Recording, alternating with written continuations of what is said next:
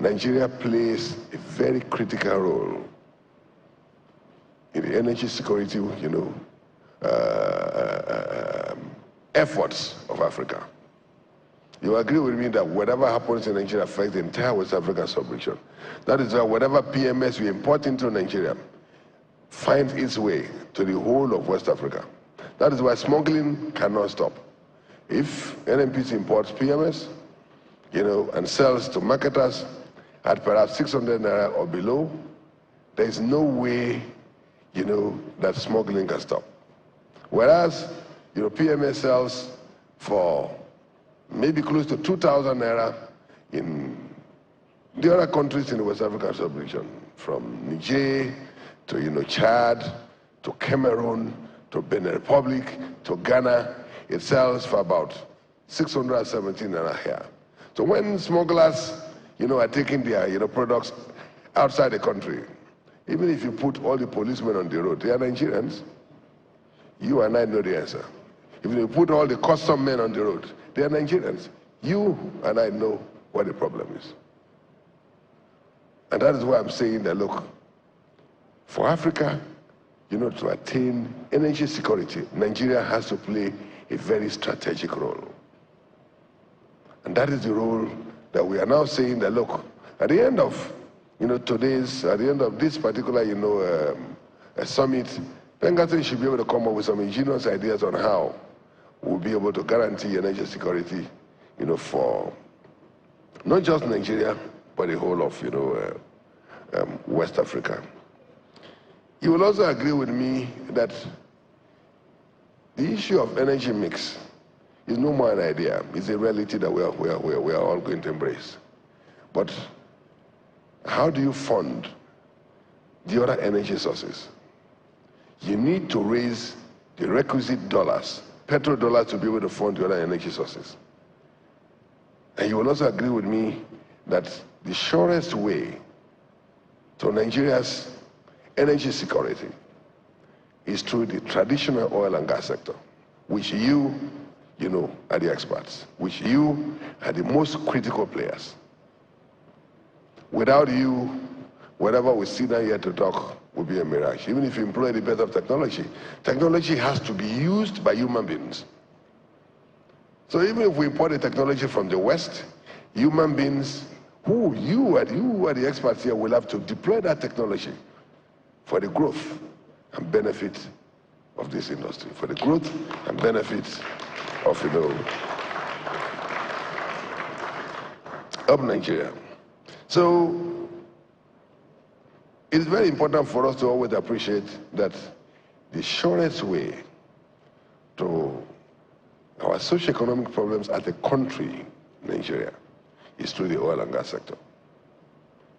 I repeat, the surest way towards resolving the problems, the socioeconomic problems we have as Nigerians, is through the oil and gas sector. So it relies on you, on what you do, to be able to salvage Nigeria and the West African, sub-region on this issue of energy security, on this issue of energy, a mix. And so, as a ministry, we are not directly involved in the operations, of the oil industry. What we do is to provide policy direction, is to provide leadership, for the industry to be able to thrive. So as a ministry, one of the things we have decided to focus on is to ramp up production. Today we are producing about 1.7 million barrels per day, inclusive of condensate. And I don't want anybody to be confused. OPEC doesn't calculate condensate. That is why the OPEC quota for Nigeria is 1.5 million barrels. But also to shock you, last December, when I attended the OPEC meeting, the agreement they had, the previous government had before we came, was that whatever quantity we produce as of November last year will form our quota. So assuming we're producing 2.5 million barrels, that would have formed our quota. But because the agreement was that whatever we produce will form our quota, and we're barely producing 1.5 million barrels, that was why our quota was 1.5 million barrels. Our aspiration this time around, by the time I go, by the grace of God, to the OPEC meeting in November, I want a solution where Nigeria will be the topic for OPEC to discuss.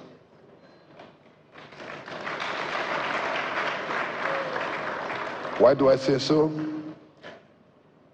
Our ambition is to ramp up production. It is only when we ramp up production that the midstream and the downstream can also be successful. Today, as minister, we resolved in Federal Executive Council to sell crude oil to local refineries, Dangote and the other refineries that are refining products for local consumption. But the bigger challenge is whether we have enough quantity to be able to supply them, because of certain things that happened before we came. And you agree with me, when I became minister 1 year ago, today precisely will make it 1 year ago,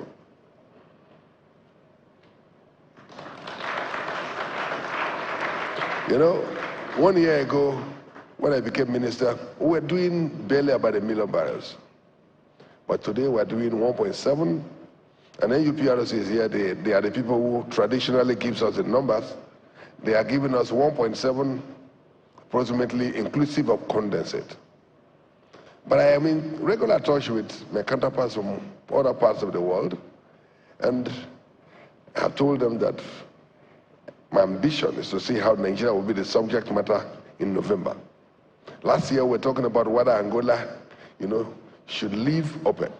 But Angola said that the quota given to them was not enough. Angola wanted maybe a little more than what they were given. But I was among those who were talking to Angola to say, look, don't leave. It's better we stay together. Because whether you are part of OPEC, if you are not part of OPEC, you are part of OPEC Plus. You must belong to one block, because oil is a global commodity. You can't sell it in isolation. You can't, this is a market like the global market.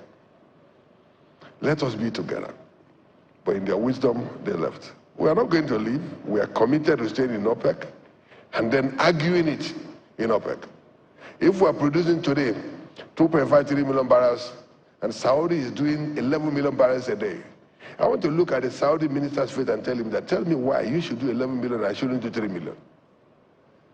But when I argue, the response has been that even the one we give to you, you haven't been able to, produce. And so the reason why, as a ministry, our first objective was to see how we can ramp up production. And it's our conviction that unless the upstream succeeds, unless we produce more, the midstream and the downstream will also not be successful. And that is why when we came, we put policies in place, and those policies are paying off. And that is why today we have been able to increase from, like I said 1 year ago, from $1 billion barrels a day to about 1.7, inclusive of condensate.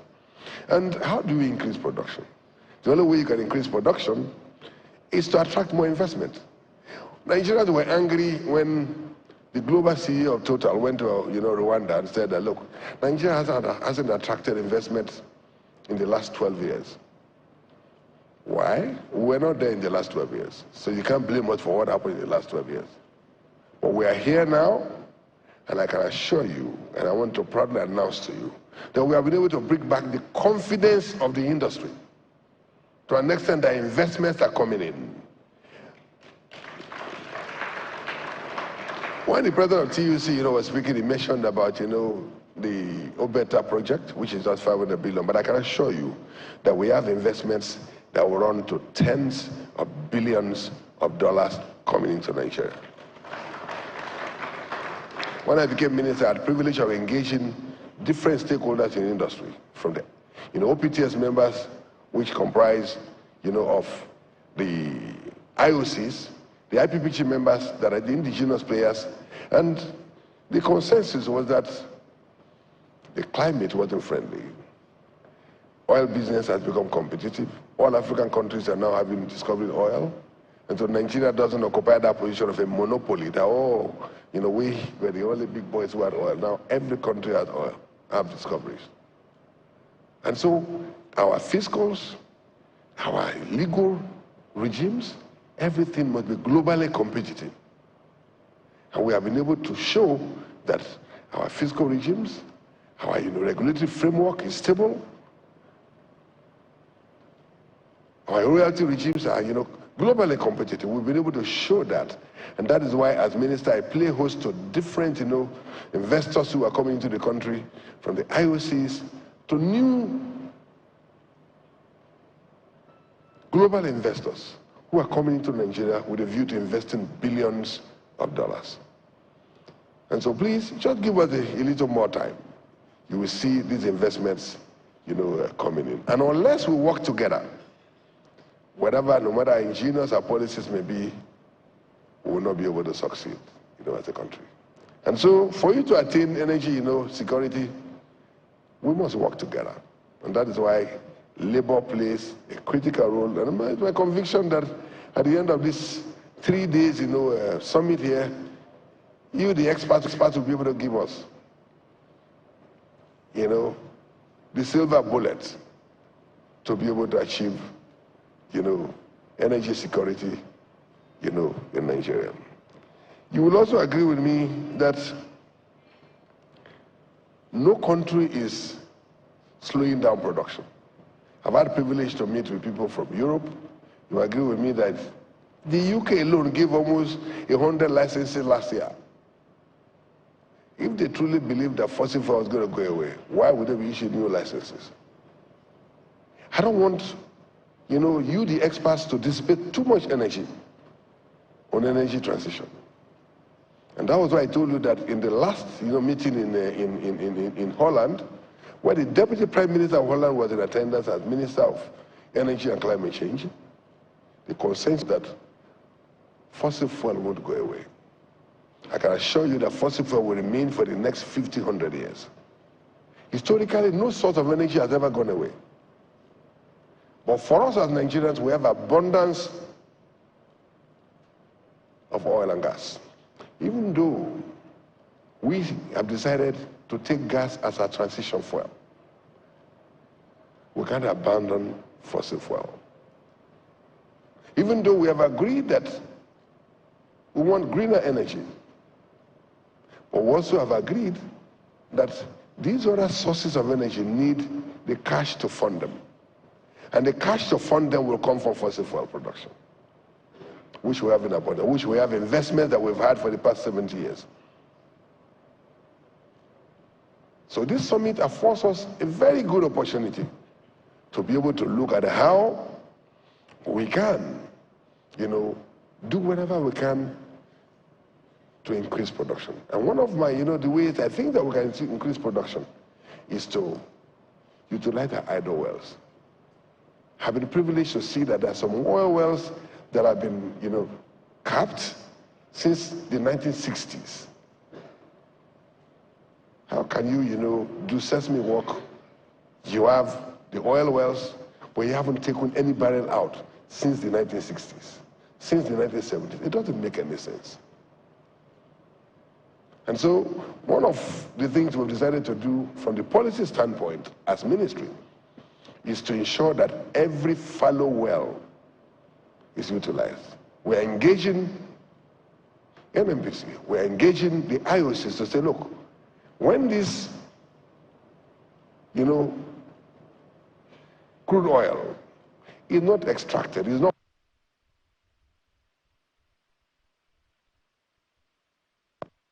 in the midst of the current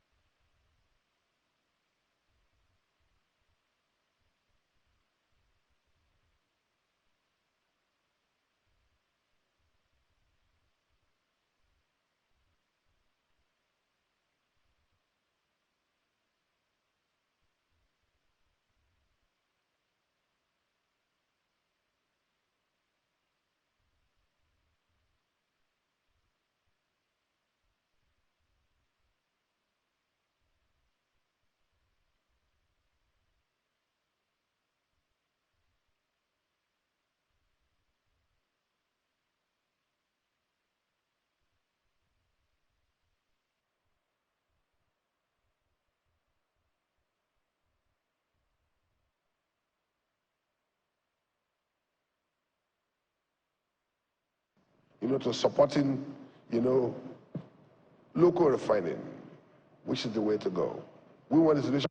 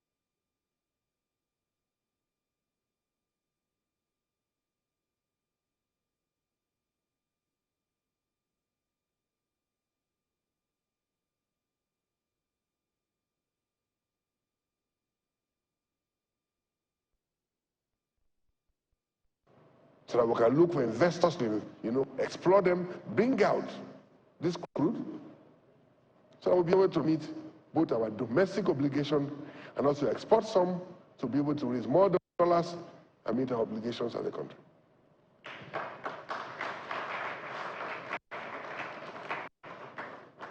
So we are committed to ensuring that, we support local refineries with all the feedstock that they need in line with the PIA. PIA says that we have a domestic crude supply obligation. Yes, but you must get the crude before you supply. If you have an obligation to supply refineries in Nigeria and you don't have the crude to supply, it remains something that is written, beautifully written in a law. And that is why the first thing to do is to ensure that we bring enough production to be able to supply. We also want to ensure that, look, there is healthy competition. Part of our obligation is to ensure that we are fair to everybody, to both the small refiners and the big refiners. We are fair to all the stakeholders in the midstream, in the upstream, and in the downstream, so that nobody will accuse us tomorrow of favoring only one, people in one sector. It's also important for us to, state here, and I'll be rounding up. I think they have spoken for too long. It's also, very important for me to state here that members of PENGASSAN know our problems. We have identified our problems a long time ago. We have spoken enough. The time is solution. What we need now is solution. And as government, when we came, we discovered that we are producing 1.7 million barrels, but we have capacity to do a lot more. But even if, President of PENGASSAN has an oil block and it produces oil, how do they evacuate it to the terminal? Part of our problem is that our pipelines that were traditionally transporting our crude were built in the 1960s and the 1970s. And the lifespan is since over. Now, NNPC, that is our JV partners, do they have the money to be able to replace these pipelines? I think NNPC will speak for themselves, whether they have the money to be able to do that. And I don't think they have. And that is why we have to go for the global model, PPP. We must get the private sector to come in. For the private sector to come into any country to invest, they must have confidence in that country. That was what was lacking in the past 12 years.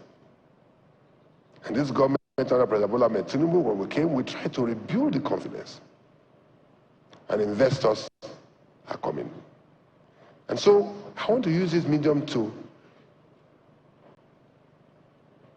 call for collaboration from PENGASSAN with government. What is government after all? Even the most elementary definition of government is government of the people, by the people, and for the people. So you are part of government. I want PENGASSAN, who are the industry leaders, to collaborate with us. At any material time where you have any concern, please don't go on strike. Come to us. Even if you go on strike, we'll still end up on the table. It is when government is not willing to engage that you may, take the strike option. But please come to us. Let us sit down. Okay, it is when we have the results that are beneficial to Nigerians that you also can proudly say that you are a successful association. So as government, I want to say that we have identified that even when we have capacity to produce, evacuation is a big problem. The reason why pipeline, vandalization is very easy to do is that because the pipelines have all expired, they are completely corroded, and so anybody can just go and just tap it, and the thing is busted. But there are better technologies, which are more expensive. There are better, pipelines that other people are using in other countries, but they are not cheap. We also need to change our model. As a government, what we are trying to do, as I said earlier, is to see how we can utilize every available field, every available well. Whether these wells belong to what are being held by NNPC, or by Shell, or by any of the IOCs, or by any IPPG member, the only way we can increase production, if you have 1,000 wells, and each of them produce 1,000, that's another 1 million barrels. But where somebody has 1,000 wells and is very happy, wants to acquire more, the ones you have, what have you used them for? That's the problem that we have. Some people have this, cat mentality where, have you seen the typical cat that will just kill one rat? He hasn't eaten the cat. You will see lizard, he's chasing the lizard. If you kill the lizard, will you eat it? The answer is no. The lizard will be left there to rotten. That is part of our problem. And as government, what we have decided to do is that, look, in the midst of the global campaign against fossil fuel abandonment, the earlier we produce, we extract this crude from the soil, the better for us. And the only way we can do it is to see how we can make this more available to more players who have capacity to be able to invest their dollars and bring this, crude oil, to the point of export, or to the point of domestic use, to the point of refining. So that we will not be sitting here talking about Dangote needs 15 million barrels in a month, and NNPC can only give Dangote maybe 4 vessels, 4 million. So Dangote is forced to import. But unless you produce, and if there are other players who can also produce, Dangote can also engage them and buy from them. After all, this is one sector that is liberalized, one sector that we are saying that, look, anybody who has money to come and invest, should come and invest. So let me not bore you too much, but let me just say a few things about, divestment as one of, the points, one of the key issues that, this summit is meant to talk about. We've spoken so much about divestments. The IOCs are leaving, but they're not leaving Nigeria. I've engaged all the IOCs. No IOC is leaving the territory of Nigeria. I need to make this point very clear. The IOCs are living onshore and shallow waters. They want to go deep offshore. Deep offshore is, for now, the exclusive arena for the IOCs because of the volume of dollars needed to invest in the deep offshore. No local player will be able to raise funding to be able to invest in the deep offshore. So the IOCs have made commitments to us. As minister, I've engaged all of them severally, and they said, look, we are not leaving Nigeria. We want to leave the onshore and shallow waters for indigenous players. And if you ask me, I believe that we have IPPG members who have also developed capacity to be able to, operate onshore and shallow waters. And so Nigeria has nothing to lose by way of taxes, by way of royalties. And perhaps in Nigeria, and if Osifo, as PENGASSAN MC, if he has a PENGASSAN president, if he has an oil block in my community called Lekremo,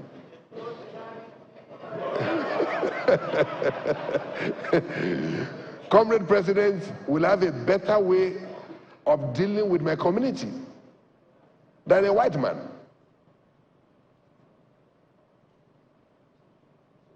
In my local government area, we have so many flow stations. We have thousands of wells. If they see, an indigenous player coming to the community, they see him as a brother. As opposed to when they see a white man. And you will agree with me, over the past few decades, IPPG members have developed capacity. I don't know them before. I'm a lawyer. I've never been in the oil sector before. Even when I was minister in 2015, I was in Agric. Had nothing to do with oil. But when I was posted oil by Mr. President, benevolence, I engaged them. I have discovered that they have enormous capacity. Most of them had worked in the IOCs. Have you seen the typical workforce from Julius Berger that will say at the road giants? Go to anywhere, Julius Berger or Gilmore, or they are doing road. It is your own Nigerians who are doing the real work. The Igbo people are just supervising them. The point I'm wanting to make is that IPPG members have developed enormous capacity. And Nigeria will have nothing to lose. I believe, in my own opinion, they are going to run these assets well. Some of them are already running assets.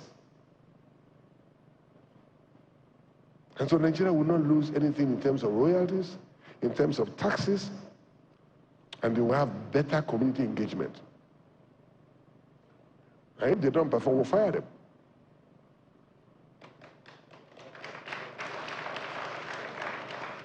I have always said that, look, if the upstream doesn't succeed, midstream and downstream will fail. And we have people who are holding licenses as souvenirs. If those people do not use the licenses given to them to be able to raise funds and then extract the crude oil from the soil, we better take it away from them.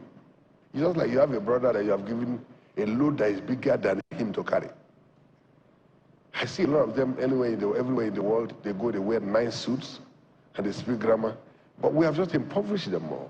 They paid signature bonuses to government, but they have no money. They have no wherewithal to be able to raise funding to be able to, do the real exploration.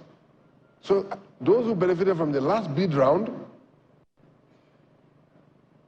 are almost 60. But today, we have less than 10 of them who have been able to bring oil from the soil. Will you agree with me that we should continue to leave these licenses with them when these licenses are not adding any value both to them and to Nigeria as a country? I don't think we can continue with that. And that's why I said, look, most of them have expired, and they're expiring. And if Heineken Lokpkobiri is going to make enemies by ensuring that we revoke them so that we can give to people like Osifo, people like you who are seated here. Those of you who are those of you in PENGASSAN who are worked in this industry, who have extensive contacts to be able to attract funding, to get those licenses so that we'll be able to attract funding and then invest in them. This is one thing that is very fundamental. So divestment is not a problem. Divestments happen all over the world. Our principles on divestment, our philosophy about divestment in Nigeria shouldn't be different from any other country. If we do so, no investment will come. One of the reasons why investment didn't come in the last 12 years is because we're doing things differently. Some people felt that, look, we are still at monopoly. People will not run away if we make things difficult. Everybody ran away. They went to Angola, they went to Cote d'Ivoire, they went to Ivory Coast, They went to Benin, but they went to other countries, and we are complaining that IOCs are leaving. Why are they leaving? You and I know the reason why we're leaving. And we can no longer blame it on the long passage of the PIA. PIA has been passed. We have a stable regulatory framework.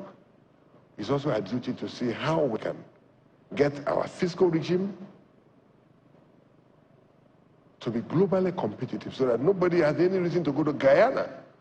And I've also told them that if you marry a wife for 60, 70 years, and because the wife is old, you too, you're old, you want to go and marry a young girl, by the time she gives you wahala, you will die young.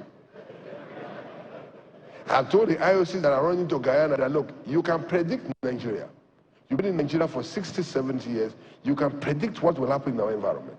But you can't predict what will happen in Guyana. They just discovered oil about 3, 4 years ago, and so they can just give you any conditions that may not be globally realistic. But if you go, you will run back, or by the time you run back, there will be no vacancy for you here. So stay here with us. Let's engage. Let's discuss the issues and then find common, solutions. Let me conclude by talking about the issue of oil theft.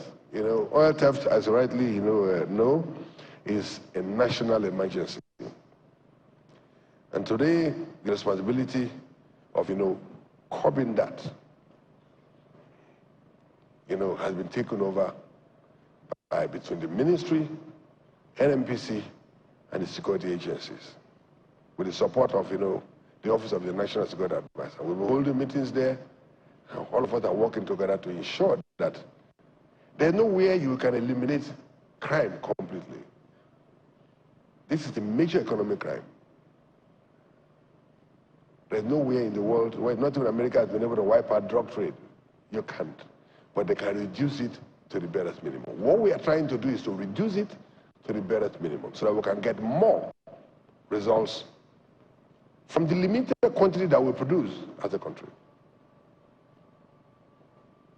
And so I believe that at the end of this summit, we also get better ideas on how we can collectively address this problem. And all our efforts should be towards guaranteeing Nigeria energy security and resolve the problems of Africa. But if Nigeria gets it right, Africa will get it right. Because whatever comes here also percolates to the rest of West Africa and Africa as a whole. Thank you very much, and I wish all of you a very, very good summit. Thank you very much.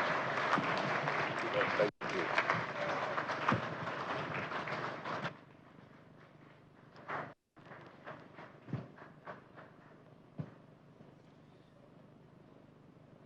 Most distinguished Senator Heineken Lokpkobiri, sir. Well, if there's a plan to give the president of PENGASSAN an oil well, President, please make me your neighbor. Let's be very best of friends. So when the oil well comes, yes, we'll share it. Thank you very much. Thank you. It is safe to say that the Honorable Minister of Petroleum Resources Oil has given this meeting, this summit, a charge to not just look at the problems again, but proper solutions, and the government is willing to listen. Where are those places where we need to turn over ownership or encourage new owners so that they can ramp up production and help us achieve what we need to achieve? Can we please give him another round of applause? Thank you very much. Let me acknowledge real quick the Chairman, Senate Committee Petroleum Upstream, the distinguished Senator Etang Williams. Warm welcome to you. Thank you for joining us. I had acknowledged the Commission earlier, but we've been joined for a while now by the Executive Commissioner Production and Development, Mr. Eronose Amadasu, who is representing the Commission's Chief Executive Officer. A warm welcome to you. Mrs. Kenechi Esomeju is the Executive General Manager, People and Talent Management at Total Energies EP Nigeria Limited. Mrs. Esomeju, warm welcome to you. Thank you for joining us. And now to three of our keynote presentations. I want to appeal kindly to our speakers to very kindly keep to the time allotted to them. Let's begin on the theme of our conference. And this time we're looking at energy security, availability, access, and curbing crude oil theft. You've listened to the pledge from the government, what they're doing. There's a mention of the office of the National Security Advisor, who is the first of our three speakers. Let's welcome Malam Nuhu Ribadu, National Security Advisor, represented by Major General Peter Mala, Director of Defense Affairs at the NSA.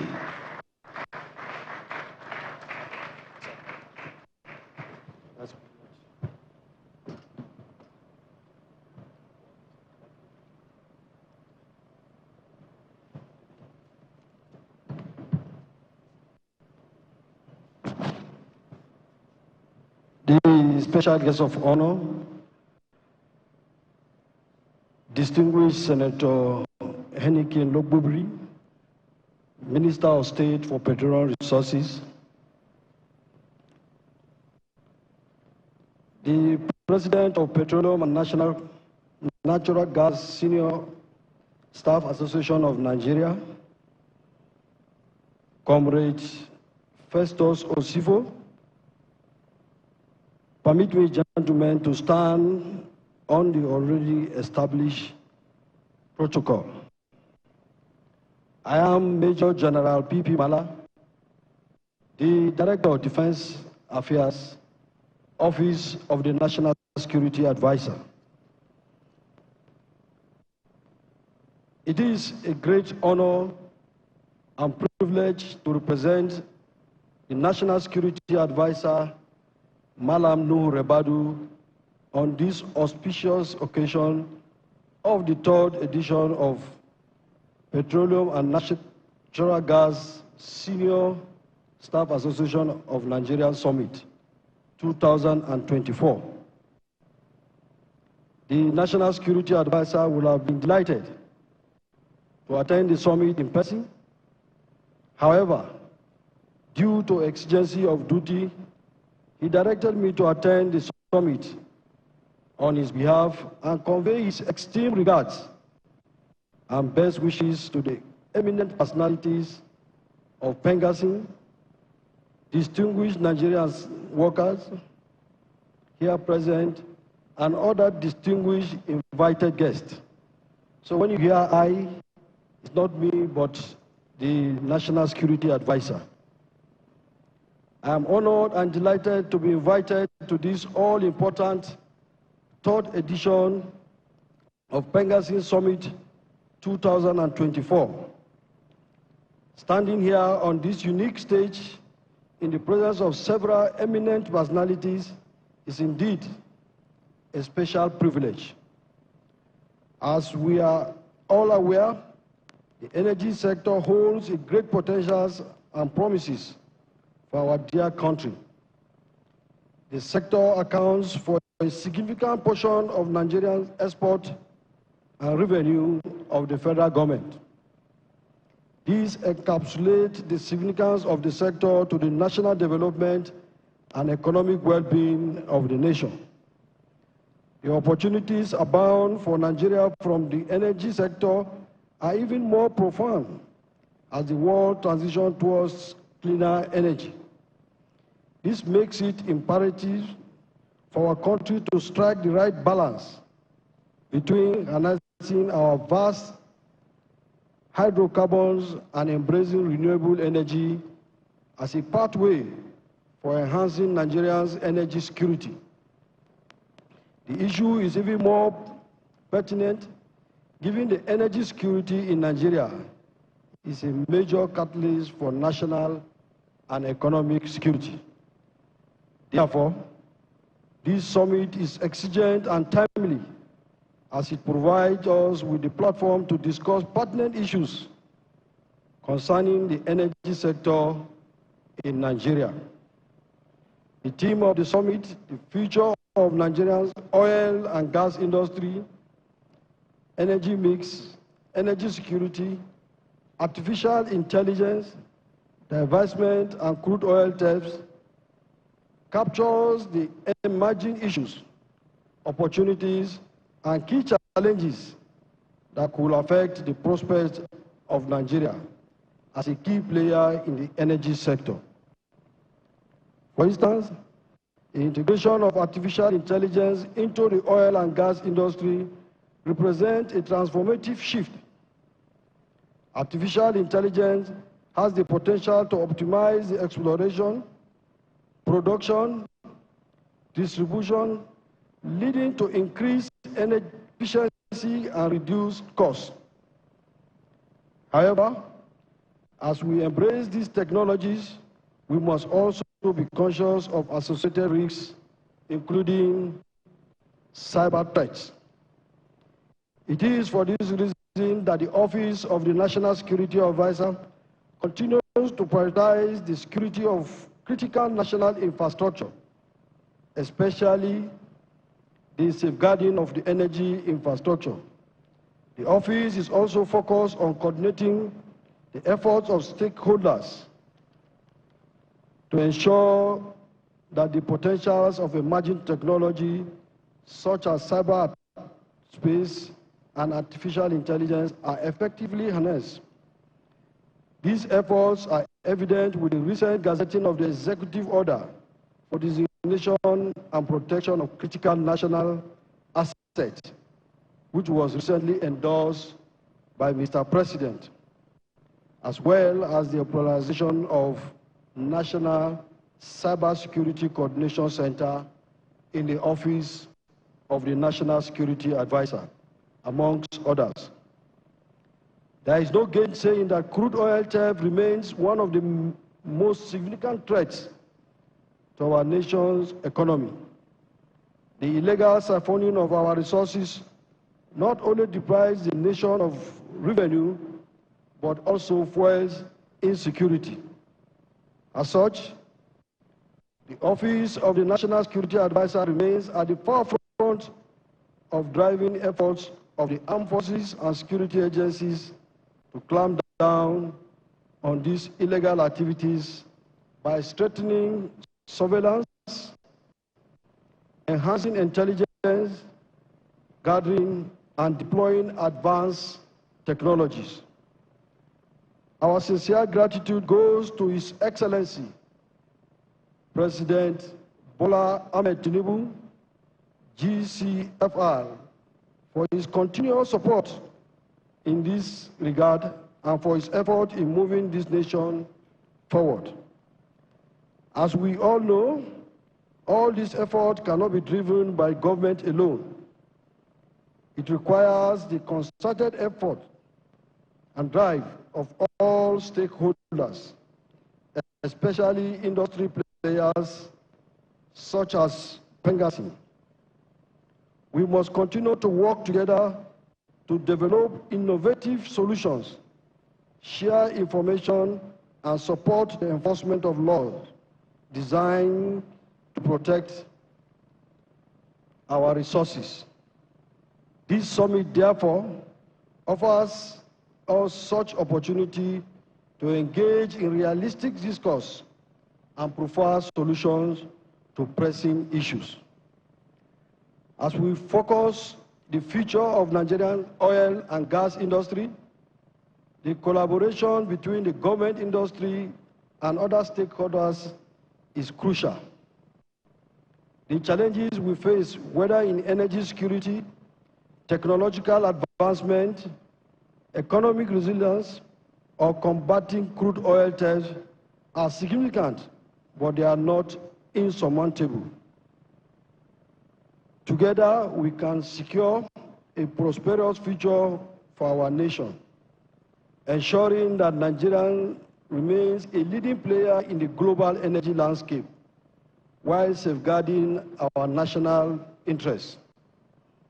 The Office of the National Security Advisor looks forward to continued partnership and interaction with PENGASSAN and all industry stakeholders as we work towards achieving this goal. On this note, I want to sincerely thank the executive of PENGASSAN and other members here once again for the invitation and for organizing such an auspicious summit. There is no doubt that together we shall set new great milestones for our dear nation. Thank you once again, and God bless you all.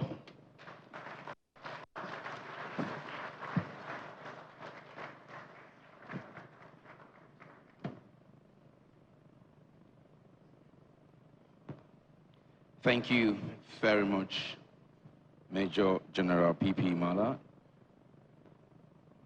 Director of Defense Affairs at the Office of the National Security Advisor, speaking on behalf of Malam Nuhu Ribadu, National Security Advisor. Can we please give him another round of applause? Thank you. We're moving on now from the National Security Advisor whose office received commendations both from the Ministry and the Operator of National Interest regarding crude theft. We've also listened to what more they're doing and what they're committed to do. We're now moving on to the Operator of National Interest, who is also dedicated to barely, as the Minister said, carrying out the Minister's order, barely driving down crude theft to the minimum, driving it to the bare minimum, driving down to the bare minimum, I was going to say, right? They are committed to doing that, and they have also left, giving us a pledge as a country that by the end of this year, production should go to 2 million or above. Let's listen a bit more to this Operator of National Interest as I welcome the Group Chief Executive Officer of NNPCL, Malam Mele Kiari, OFR, not here in person, but represented by the Managing Director of NNPC Properties. Let's welcome Mrs. Folashade Christiana Adeke.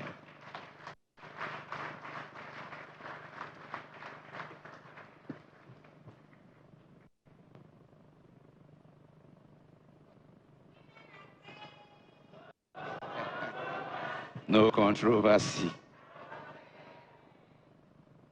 Women are great. Thank you. The Honorable Minister of State, Oil, Senator Heineken, Lokpkobiri, the Honorable Minister of Labor and Employment, Honorable Barrister Nkiruka Onyejocha, distinguished senators of the Federal Republic of Nigeria, honorable members of the House of Representatives, the National Security Advisor ably represented, our own TUC and PENGASSAN President, Comrade Festus Osifo, all other protocols duly observed. My name is Folashade Adeke, the MD NNPC Properties Limited, representing, with my singular honor to be representing the GCO of NNPC. He is unavoidably absent due to exigencies of duties. He sends his sincere regards. You know his heart is here as a comrade himself, you can tell. So I would be reading this on his behalf. Keynote address by the GCO of NNPC Limited, Malam Mele Kiari, at the PENGASSAN Energy and Labor Summit, PELS 2024, at Transcorp Hotel Abuja on 21st August 2024. Now speaking on his behalf, I'm honored to once again be part of this annual summit that started few years back under the visionary leadership of Comrade Festus Osifo and his team. I'm quite pleased to particularly address this critical issue affecting our nation's prosperity, which is so dear to us all as stakeholders in the Nigeria's oil and gas industry. The topic for this address is energy security, availability, access, and curbing crude oil theft in Nigeria. I must say that even if we take the whole of today, we will not be able to exhaustively do justice to the topic. And I would therefore try to just reinforce our collective viewpoints and outstanding of the issues for a firmer approach to handling them in the interest of our nation.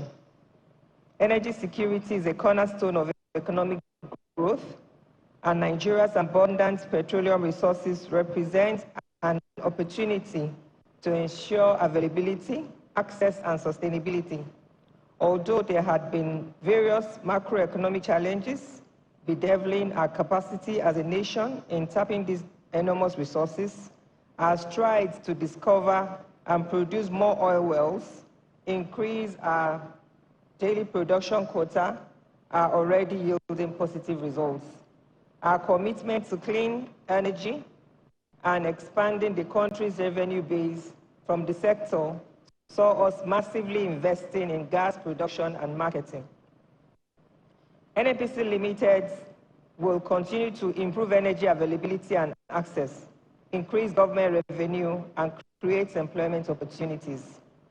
We also continue to support economic growth and development in the country. The company has adopted strategic initiatives to achieve the mandate of energy security for our great country.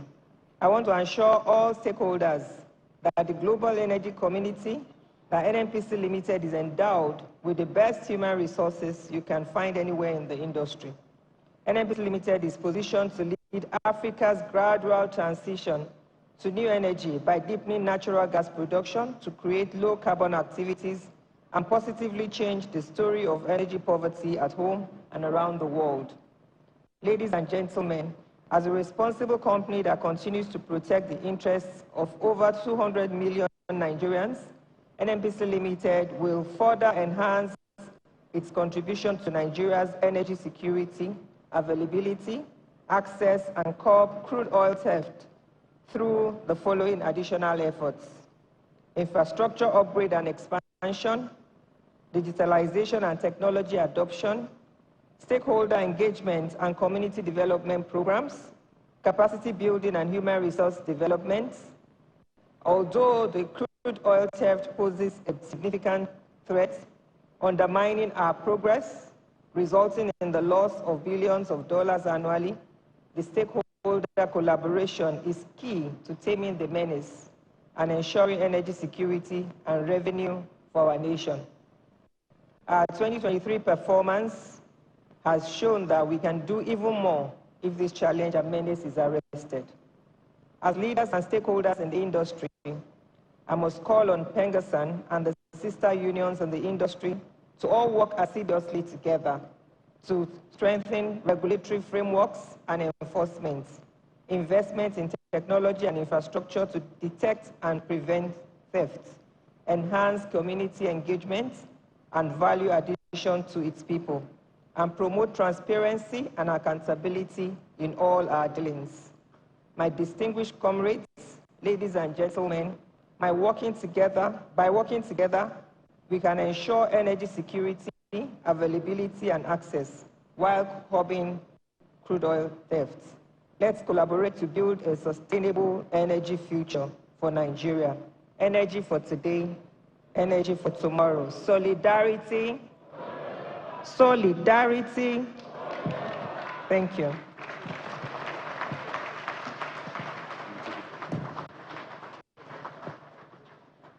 Energy for today.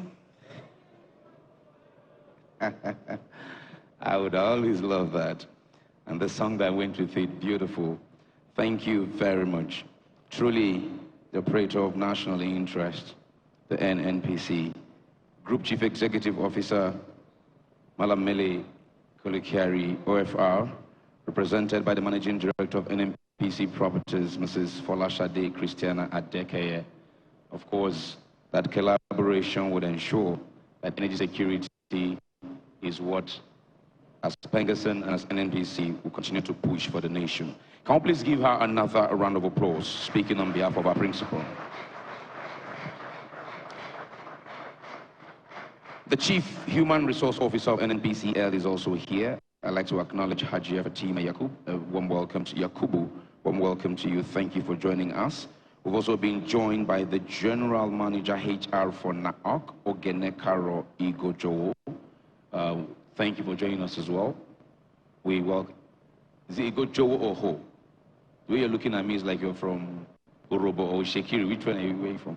Anyways, we'll make progress. Thank you. We'll make progress. Moving on swiftly now, we'll listen to the National Security Advisor's Office, their commitment to continue to provide needed security to our critical national asset that would help us increase production. We've also listened to our operator of national interest, stating their continued commitment in helping us develop our resource to also increase production. But it means that it speak about attracting investors and releasing unused licenses to those who have capacity to utilize them. Responsible for that is the Commission. The Commission, for those who do not know, is the Upstream Petroleum Regulatory Commission. The Commission Chief Executive Officer, Engineer Gbenga Komolafe, FNSE, is not able to join us, but Executive Commissioner for Exploration and Production has joined us on his behalf. Let's welcome Mr. Eronse Amadasu as he speaks to this august gathering.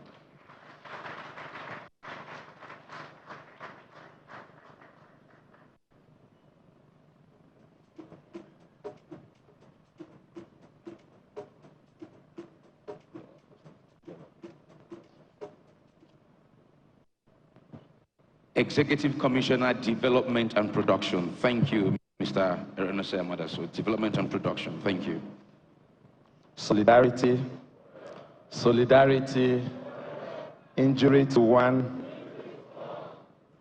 Thank you so much, and good afternoon, ladies and gentlemen, very distinguished senators of the Federal Republic present, honorable members of the Federal Republic of Nigeria present here today, our Minister of State for Petroleum Resources,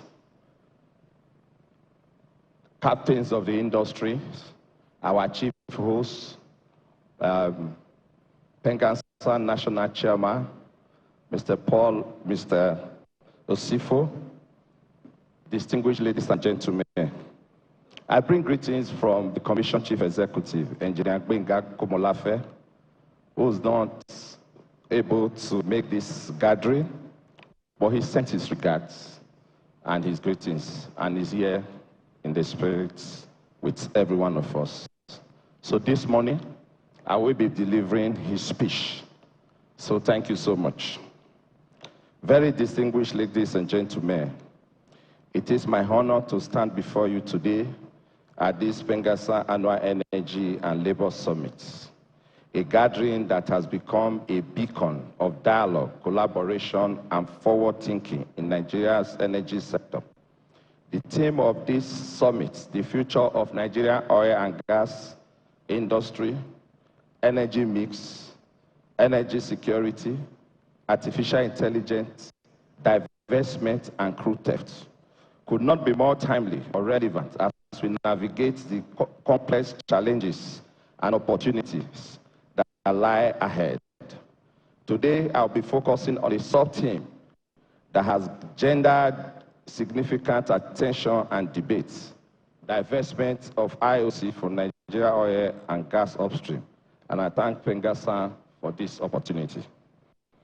As we convey here amidst unprecedented challenges and transformative opportunities, it is imperative that we recognize the pivotal role that the energy sector plays in driving socioeconomic development and prosperity, fostering sustainable growth, and addressing pressing global challenges, including climate change and energy security. However, despite our collective achievements, we cannot afford to be complacent. The ever-changing and fast-paced energy landscape is fraught with complexities and uncertainties, ranging from fluctuating oil prices to geopolitics and the imperative of decarbonization. In confronting these challenges, we must adopt a forward-thinking approach grounded in innovation, collaboration, and adaptability. It is incumbent on us to harness the power of technology, embrace diversification, and cultivate partnerships that transcend borders and ideologies. As we chart a course towards a more sustainable and resilient energy future, collaboration and innovation will be our guiding principles. We must work hand in hand with industry stakeholders, government, academia, and civil society union to co-create solutions that reconcile the need for energy security and economic prosperity with the requirement for sustainability and environmental stewardship. By fostering an inclusive dialogue, we can harness collective insights, identify challenges, and co-create solutions that pave the way for meaningful progress, especially in response to global charge towards energy transition. I am charged today to speak on the state of the industry about divestment by IOCs amidst the impending challenges of balancing energy mix, energy security, and artificial intelligence. Over the past decade, we have witnessed a marked shift in the landscape of Nigeria's oil and gas industry. Like the Honorable Minister said, I think it's also good for us to know, like he said, that IOCs are not leaving. They are only rationalizing their portfolio and strategically repositioning themselves. International oil companies, IOC, have begun to divest from Nigeria's upstream sector, a trend driven by a combination of global energy transition goals, financial prudence, portfolio rationalization, and the evolving regulatory environment.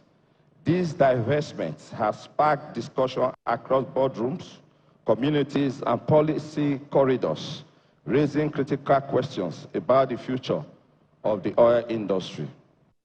On one hand, divestment can be viewed as an inevitable consequence of the global shift towards cleaner energy sources. IOCs, like many global businesses, are aligning their portfolios with environmental, social, and governance criteria, which increasingly prioritize low-carbon assets. This is a reality that we, as a nation, must not only acknowledge, but also proactively engage with. However, it is essential to recognize that these divestments also present both risks and opportunities for Nigeria. The divestment of IOC could lead to a reduction in foreign direct investment, technical expertise, and potentially a short-term dip in production level. These are legitimate concerns that must be addressed to ensure that our industry remains robust and resilient. We at the Commission remain steadfast to the commitment of engaging this divestment by fostering a conducive regulatory environment that promotes investment, fosters innovation, and ensures the responsible stewardship of our national resources for the benefit of the current and future generations. It is our belief that divestment opens space for indigenous companies to step in and fill the void. This is an opportunity to deepen our local content, foster the growth of homegrown expertise, and retain a larger share of the value created within our borders. It is also a moment to reflect on our regulatory frameworks and ensure that they are conducive to attracting new investment, both from within Nigeria and from global entities that see value in our resources and potentials.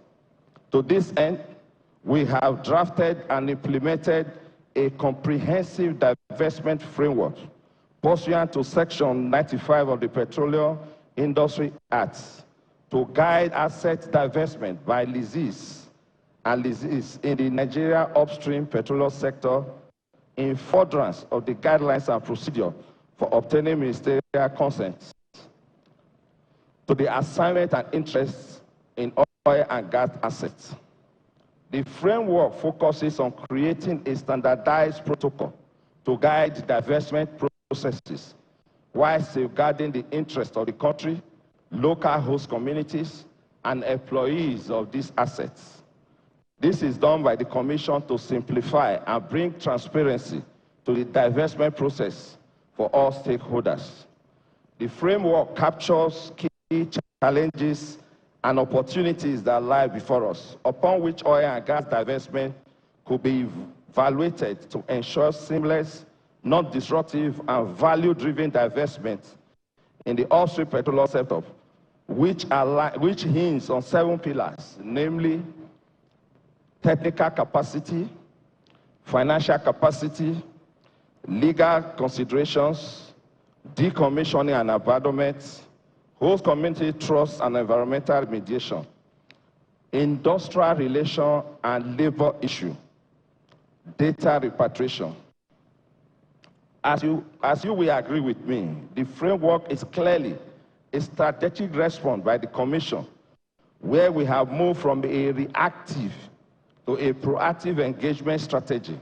Hence, our efforts in engaging with IOCs, ensuring that divestment processes are transparent, fair, and in the best interests of Nigeria.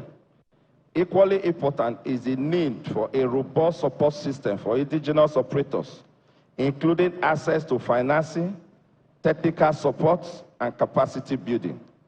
This has shown that our regulatory environment has come of age thanks to PIA 2021, where regulation and frameworks have evolved to reflect the reality of a transitioning global energy market. Moreover, the workforce implication of this divestment cannot be overlooked. I have spoken with many of you, and I understand the anxiety that comes with change.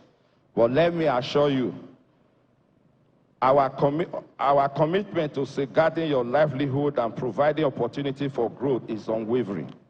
The PENGASSAN has rightly expressed concern about job security, transfers of skills, and the broader impact of the livelihood on those employed in the industry. As we navigate this transition, it is imperative that we prioritize the well-being of our workforce.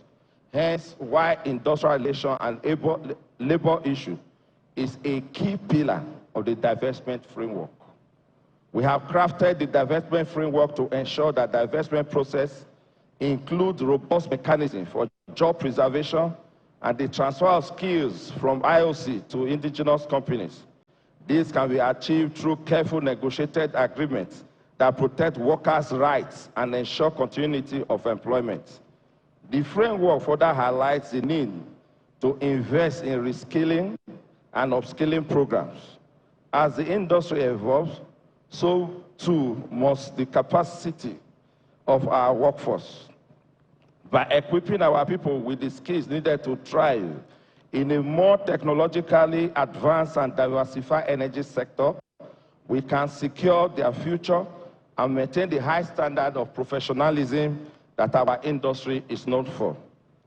As the world moves towards a more diversified energy mix with an emphasis on low-carbon energy sources, Nigeria faces the dual challenge of maintaining its position as a leading oil and gas producer while also preparing for a low-carbon future.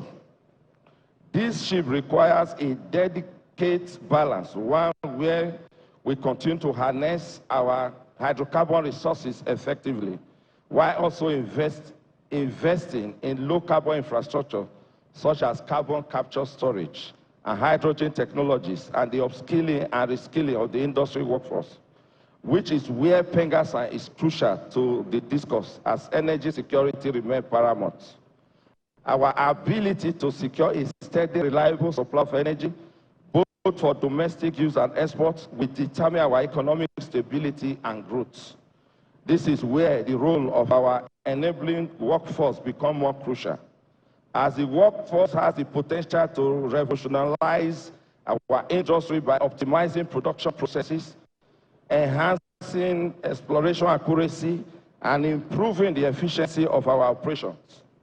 By embracing these technologies, we can secure our energy future and reduce the environmental impact of our activities and continue to produce hydrocarbon in a sustainable manner while we continue to attract foreign direct investment and grow indigenous and local capacity.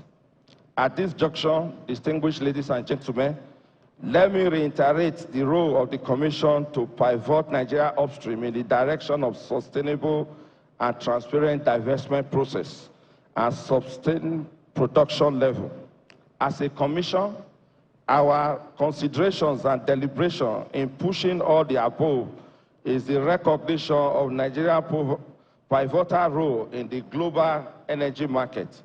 With vast oil and gas reserves and with enormous untapped potential, Nigeria stands poised to capitalize on growing the upstream petroleum sector and transition towards a more sustainable energy future. However, we must take concerted action now and ensure that all factors to leverage our strength for energy security and economic development are in alignment. The window for firm action is fast narrowing. This decade, therefore, represents a defining moment in our nation's quest to harness the transformative power of our collective effort to drive energy growth, foster industrialization, and mitigate climate change.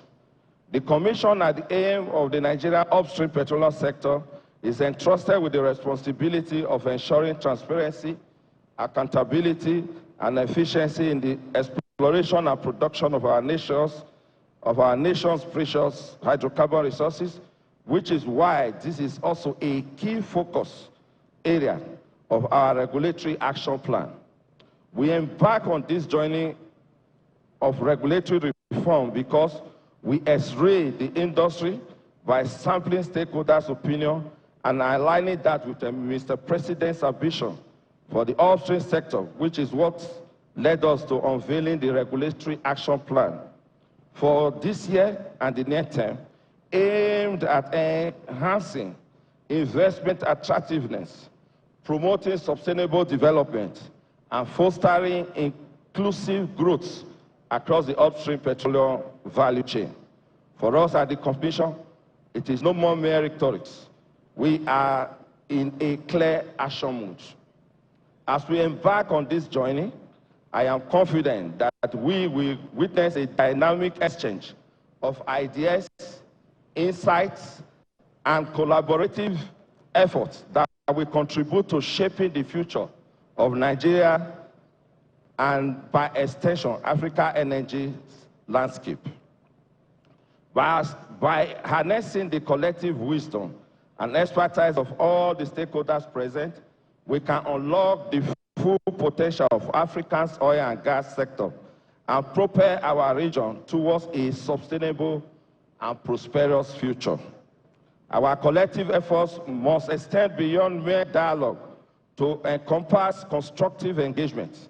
It is incumbent upon us to engage in a dialogue that transcends rhetoric, embraces diversity of perspectives, and fosters mutual understanding. By doing so, we can forge consensus, build trust, and lay the groundwork for collaborative action. When we started, I spoke of this shift in our industry. Now, as we conclude, let's remember that while the landscape may change, our commitment to progress and prosperity remains constant. The future of Nigeria's oil and gas industry will be shaped by our ability to adapt to change, embrace new technologies, and support the development of our local industry and workforce. The challenges we face are significant, but so are the opportunities. Together, we can navigate this transition in a way that ensures the continued prosperity of our industry and the well-being of those who depend on it. I call on industry leaders, every one of us, to invest in the future of our workforce, and I ask the union to work hand in hand with us and industry captains to ensure that as we evolve, no one is left behind. Let us seize this opportunity to build an industry that is resilient, innovative, and inclusive. Ladies and gentlemen, distinguished Your Excellencies, thank you for your attention, and I look forward to the collective journey towards the actualization of a sustainable energy future for this country. Thank you, and God bless.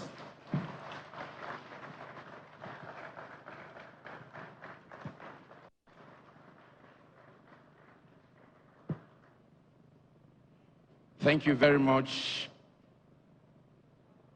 Mr. Eronase Madasu is the Executive Commissioner to Development and Production at the Commission, speaking on behalf of the Commission's Chief Executive, Engineer Gbenga Komolafe. Come on, please give him another round of applause.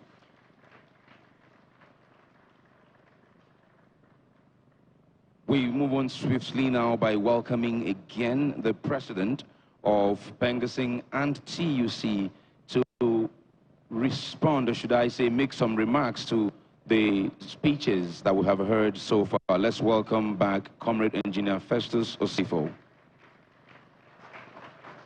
Solidarity, solidarity. Comrades, are we alive? Solidarity, solidarity. Great PENGASSAN, great PENGASSAN. Yeah, thank you so much, comrades. You know, we have to hold down a bit our Honorable Minister of State Petroleum Resources Oil. You know, because when he was speaking, he made some posers and some challenges to us in PENGASSAN.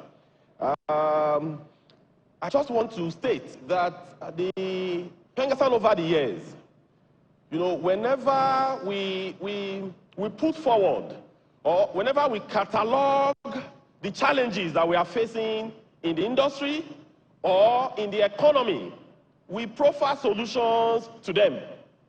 And these solutions that we do proffer, almost every single time we submit them to government. Like I said earlier, we have our elders sitting there. Past president of PENGASSAN, 1990 to 1992. That is about 30-something years ago. And past president of PENGASSAN, 1994. That's exactly 30 years ago. And over the years, for example, like the issues that are pertaining to refineries, we have proposed over the years, because you don't reinvent the wheel. When something is working for you, you find a way and replicate that model. So what we have proposed with solutions that were, with a study that was done, and there was a deeper insight into it on how we can better manage our refineries. Today, part of the thinking, if the Port Harcourt refinery comes on board, is to bring about the O&M strategy in terms of the maintenance. PENGASSAN has talked about this 20 years ago. Then also, PENGASSAN has also talked about the fact that these refineries, why don't we use the NLNG model in operating it? Whereby government will do some level of divestment, take 49%, then you give 51% to the core investors. So this we have proposed several years ago. This is just a summary, but there was some detailed work that went into it. The Honorable Minister, you know, you talk very well about divestment and the need for the local industries, or rather the local players, to come on board. We love Nigerians. We are extremely patriotic Nigerians. I mean, the history of PENGASSAN, you cannot talk about the history of Nigeria without talking about PENGASSAN. So we love Nigeria extremely well. We have supported, in fact, at a time, in the IOCs, they told us that as a black man, that you cannot be even a site manager. At a time, as a Nigerian, you can never be even up to general managers. But today, it was PENGASSAN that fought for it, that said, no, we have Nigerians that are intelligent. We have Nigerians that will be able to deliver. Today, most of the sites are manned by Nigerians. Today, the critical jobs, jobs, you know, from ROV to a lot of specialist jobs, drilling engineers. If you go to deep water, a lot of the drilling engineers there, they are all Nigerians. But it was PENGASSAN that advocated, that said, no, all we need is training and capacity building. That when you give us the requisite training, that we can deliver. Today as well, we have some IOCs today that we have fought over the years to ensure that Nigerians are deputy managing directors. In some of the IOCs, Nigerians could not be a CFO. In fact, I will use the company I've worked for example, Total Energies. At the time, they told us that no, that Nigerians cannot be CFO. That because the accounting, we now ask them, what is the complexity in the accounting that is in oil and gas? So we fought for it. And at the end, we brought Nigerians are there now.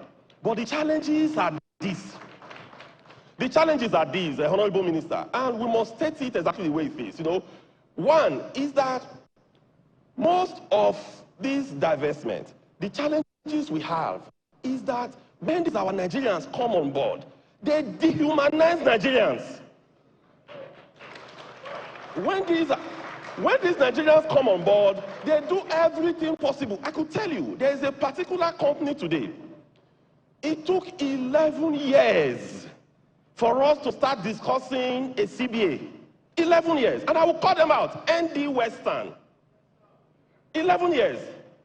It is now that we are discussing CBA on ND Western. But in the IOCs, every year we discuss CBA and we put CBA in place. So now for them to even do what is needful, it's a problem. Before we go on strike in PENGASSAN, Honorable Minister, I think you know very well, we are extremely responsive. We have lots of engagements and engagements and engagements. It is when this engagement fails that we would now say, okay, we won't. In fact, we will escalate. In most cases, we escalate to the senior partners for them to intervene. We escalate to NUIPS. We escalate to GCO for them to intervene. It is when all this fails that we will now say, okay, we want to go on strike. In most cases, we don't. That is why you have stability in the oil and gas industry today, because we do everything possible to do what is right. But the problem is that these people, they are not responsive. There are some oil and gas companies today, like Belema Oil. To pay salary is a problem. Honorable Minister, in Belema, to pay salary is a problem. And they are oil and gas. They are not pure water manufacturing company. They earn their revenue in USD. But to even change that USD to Naira, to pay staff salary is a problem. Then another one is also heritage. That's also a challenge. Honorable Minister, today we are having struggling battle with Nekonde. I'm calling them out, sir, so that when we come to you, you will remember the things we have said now. In Nekonde, we are struggling to even put a CBA in place. For 2 years now, we have been discussing issues of CBA in Nekonde, and they are refusing to do what is right. So by the time we will now come out, the neck of PENGASSAN will now meet and say, no, we can't take this anymore. And a decision is taken. Oh, they will say, oh, no, PENGASSAN has started. But nobody will remember that for the last 2 years, we have been trying to push them to do what is right. So, Honorable Minister, we are totally ready to collaborate. Another issue is also an issue of capacity development. Most of these companies, indigenous companies, they have issues about training in oil and gas. It's extremely complex. That for you to be able to operate in that area, what you need majorly is capacity building. If you don't have that capacity, if you are not trained, you will not be able to deliver. Whereas the IOCs, they invest much more in training. But the owners of these companies, when they get their money from oil and gas, they don't invest that money. When they get that money, they will start putting it in other businesses. So these are some of the challenges about divestment. So we are not against divestment, but when divestment is about taking place, all we are saying is that the people that are buying some of these fields, we must interrogate them to be sure that they'll be able to muster finances. They'll be able to put resources together so that those fields will not die. You will not take over a field that is producing 80,000 barrels of crude per day. Then in 4 or 5 years' time, that field declines and is not producing about 3,000, 4,000, 5,000 barrels per day. It is not even good for our national energy security. So, Honorable Minister, over time, we have always proposed solutions. And one of the reasons that we've also identified that is making IOCs to depart, is also that when we are putting the PIA in place, Honorable Minister, I would glad to tell you that in 2019, in Nigeria, there was an act that was passed by the National Assembly. When they were passing that act, there was no robust public hearing. So the act was passed, called Deep Offshore Inland Basin Amendment Act. So when that act was passed, the royalties and the profit oil in the deep water, in the PLCs, the royalty was increased. So when the royalty was increased, a lot of these houses, they started crying that no, oil today, as you said, is found literally everywhere in the world now, unlike before. So that if you do this, it's going to cause some level of disincentive to investment. So that passed. So when we started discussing the PIA, PENGASSAN and NUPENG, we partnered together. We met with the then speaker. We met with the then Senate president. We told them that you must give incentive. You must provide some level of incentive to attract or retain these investments. So we made proposals to them on what could be done in deep offshore. We made proposals to them on what could be done in shallow offshore and what could be done in the land in terms of incentive, probably JV and PLCs. And to a large extent, they listened to us in terms of the PLC, the deep offshore. And that is why, if you check the percentage of royalties that PIA provided for, is a bit reduced when you compare to what was in that act that was passed in 2019. Because we had a meeting with the OPTS and we asked them, what are the challenges? They told us. So we met with the legislature, we also advised them. But what now happened at the end of the day was that they listened to us in terms of the deep offshore, but on the other side, they even increased it a bit. So that means we still have some things to do regarding the PIA. We still have some tweaking to do.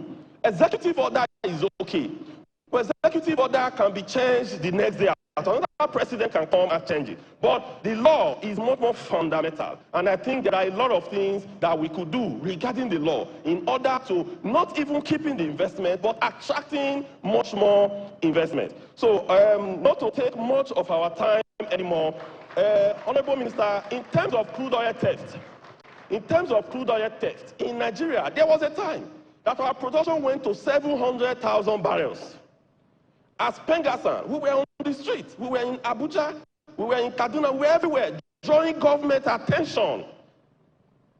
That was in 2022, September 2022. Then after then, we kept engaging, profiling solutions on what we think will work. We met with NUPRC, we met with NUIMS, we met with NNPC chiefs to have conversations with them on proposals that we think will work. Part of them has been implemented, but part of them are still yet to be implemented today. Majorly on this, Honorable Minister, we must do community partnership. Because today, the issues it has grown much more. That people see pipeline that passes through their father's backyard as part of their properties. So there must be strong collaboration. But at the end of the summit, Honorable Minister, we will come to you with a communique on what we think will work and on what we think will revitalize the oil and gas industry in Nigeria. Thank you and God bless you. Don't go yet, don't go yet, don't go yet, don't go yet, don't go yet. We will just quickly present some plaques of appreciation to our speakers. Let me begin first off with the representative of the National Security Advisor, Major General P.P. Mala. Please, President, let me hold this one, yes. Help put our hands together. He's not speaking, he's just receiving a plaque for one of our speakers, Major P.P. Mala, representing the National Security Advisor, Malam Ribadu. All right. Thank you very much. I'd like to now call on the representative of the GCEO. Please, ma, if you can come. Please, ma.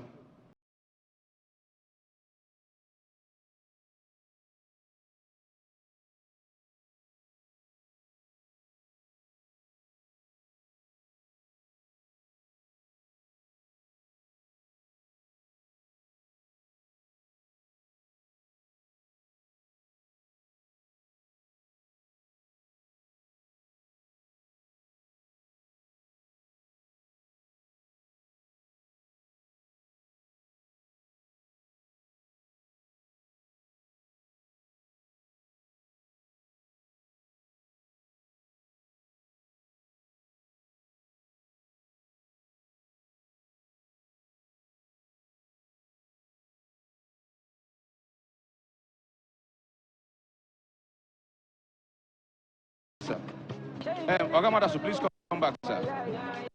Please come back. We're taking the picture of the minister after now. Yes, yes. Honorable Minister, sir. Can you put your hands together for the Honorable Minister? Thank you very much, sir, for finding time. You're first, and we're hoping it will not be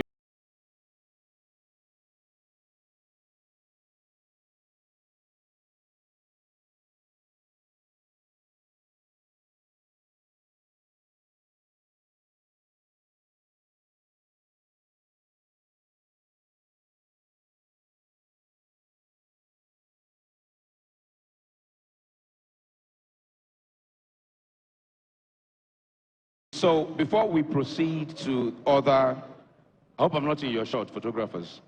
Before we proceed to other of our speeches today, it has been said by experts, especially medical experts, that there is something that is contesting the position of hazardous things we do with things like smoking. And they say that thing is sitting for too long. So we've all been sitting for a bit too long. We're going to just stand, just a stretch break. We will just stand. Please, let's give our speakers one more round of applause. Just, thank you very much. You are not going anywhere. You are not going anywhere. Just stand. You're not going anywhere. Just stand. Just stand. It's just to, you know, stretch your leg a little bit, kill the boredom, and then we'll take a seat again to continue with the presentation. Yes, you can do the Agbabola dance where you are standing without hitting somebody. Without hitting somebody. Without hitting somebody. Just for 30 seconds. Yes, just move the body a bit. Move the body a bit. Kill the bottom. Just let the blood circulate a bit more around the body.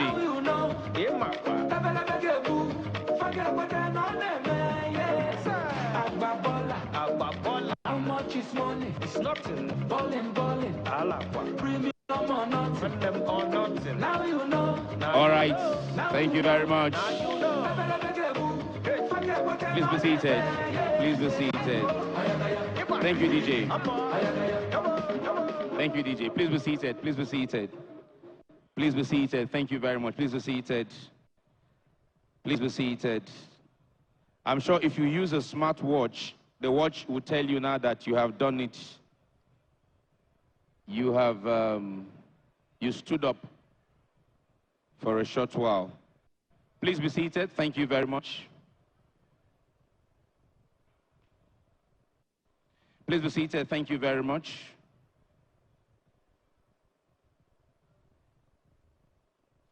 So we're making progress now. We're going over to our presentation on energy access and affordability in Nigeria, meeting citizens' expectation.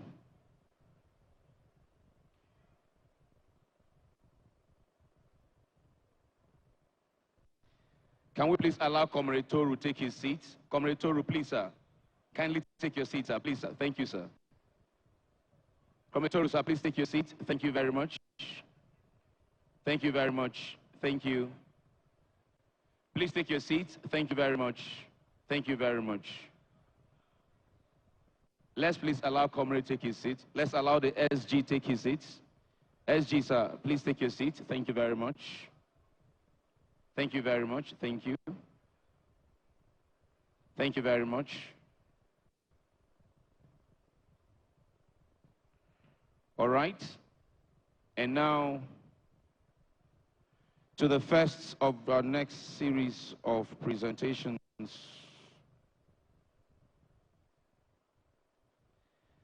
As I said, it is on energy access and affordability in Nigeria, meeting citizens' expectation.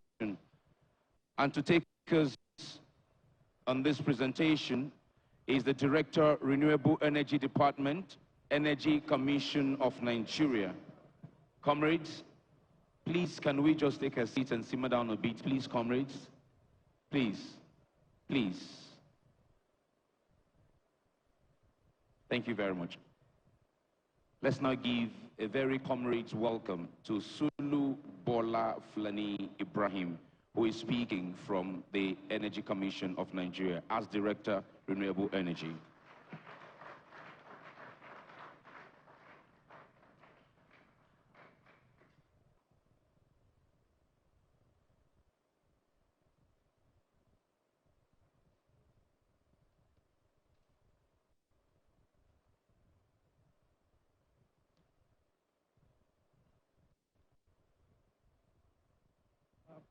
Good afternoon, distinguished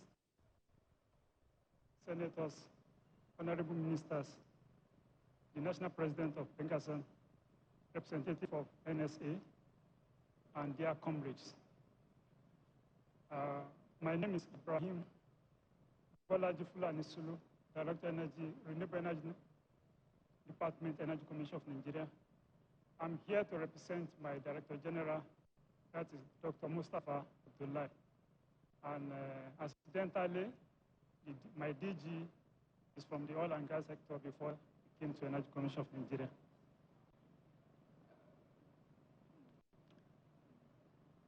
Energy Commission of Nigeria is a chapter of PENGASSAN. So please permit me to recognize the chairman of our chapter, Comrade Umar Adamu Umar.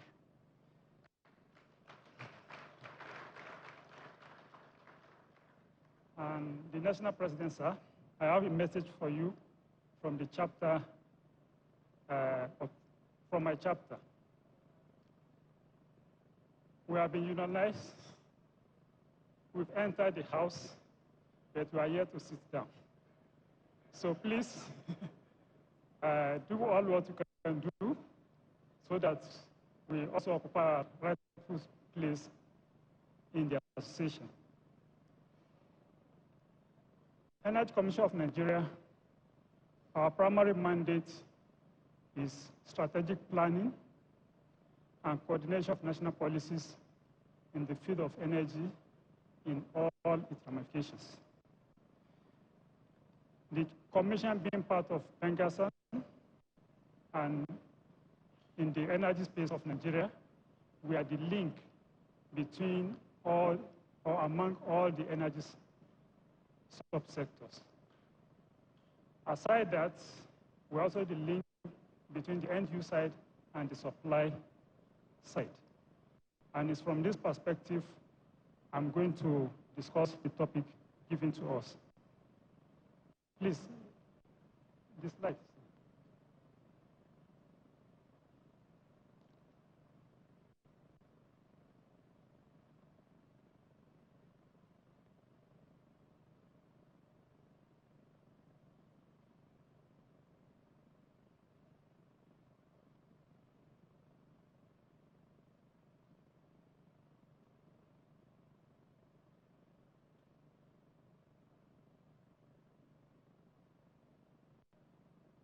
Good.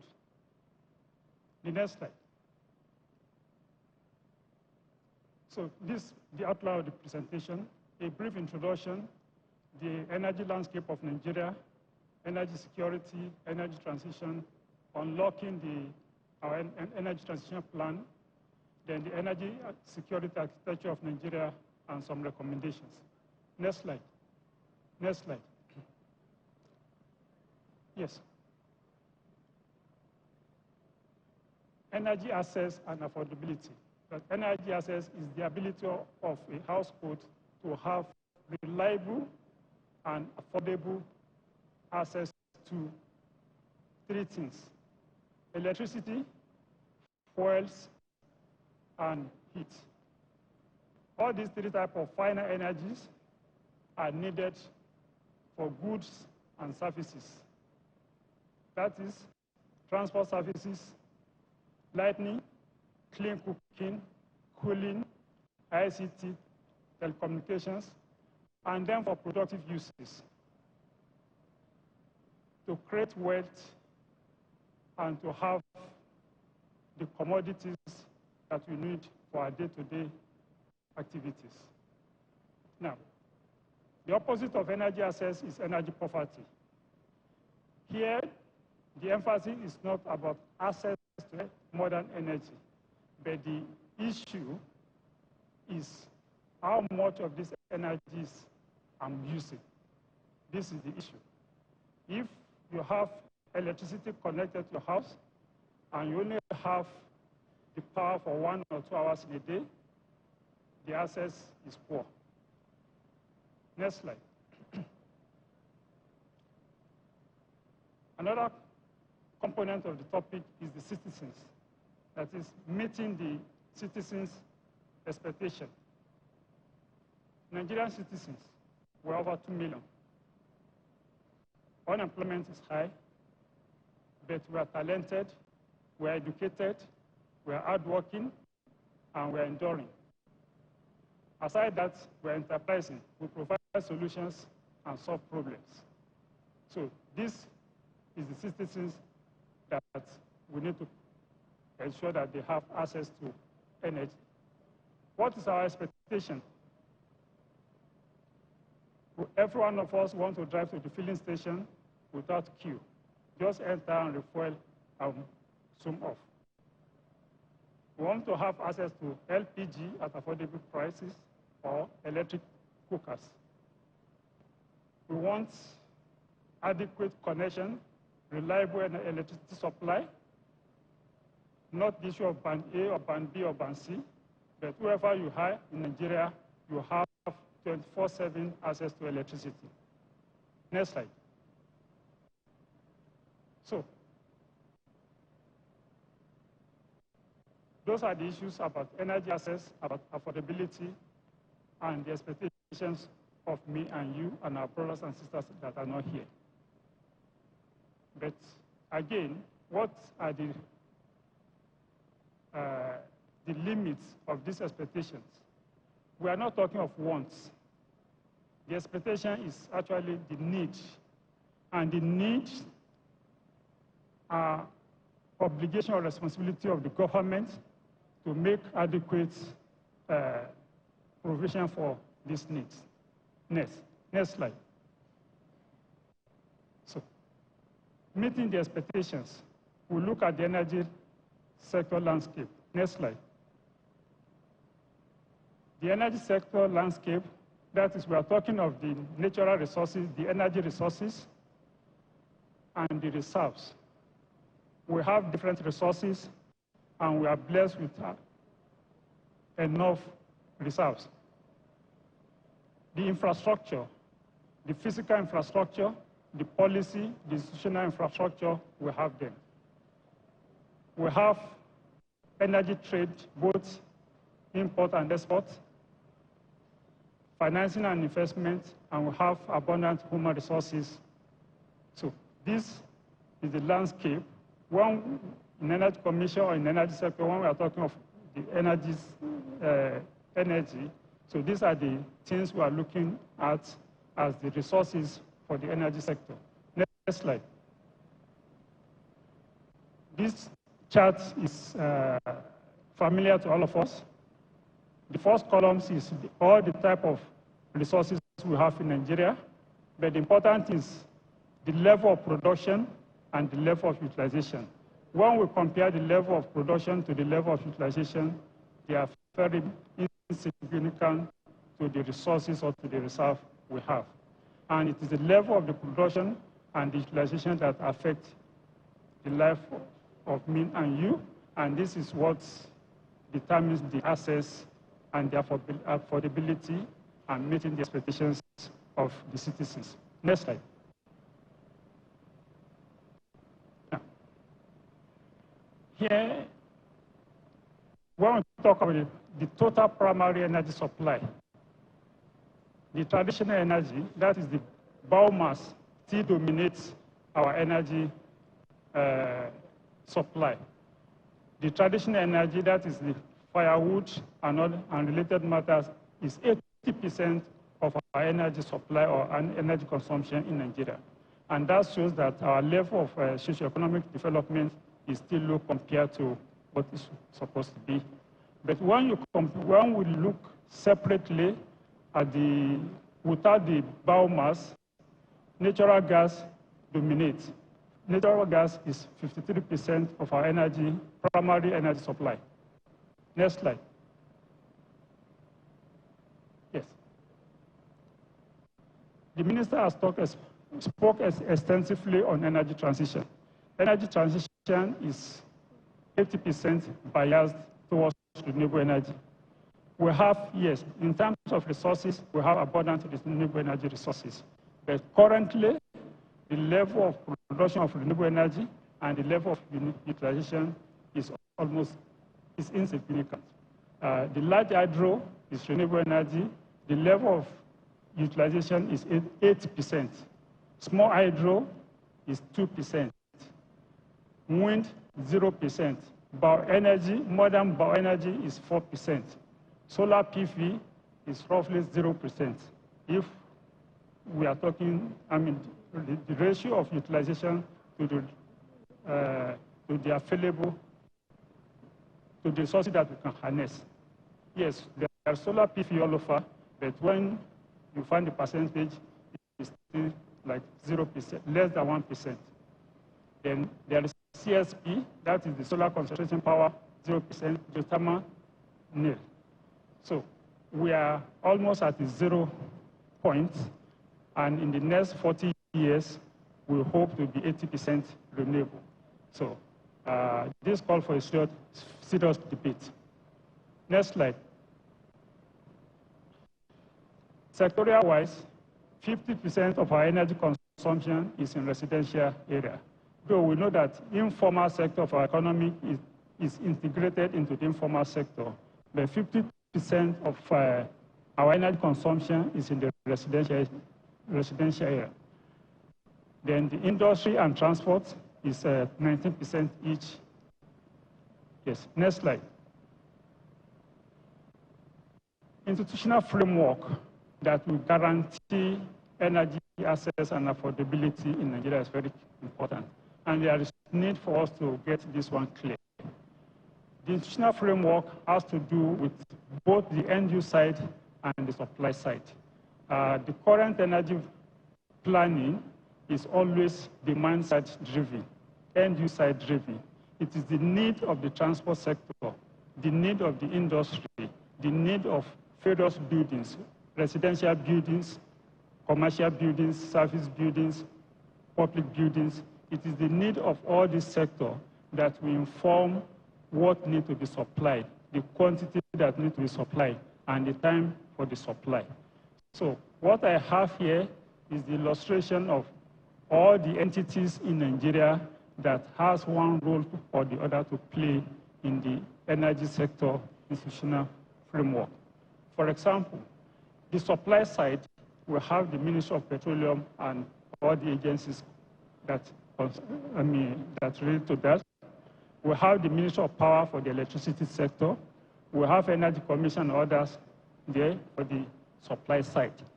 Then for the end-use side, we have the Ministry of Transport, we have the Ministry of Industry, we have the Ministry of Works and Housing for the end-use side.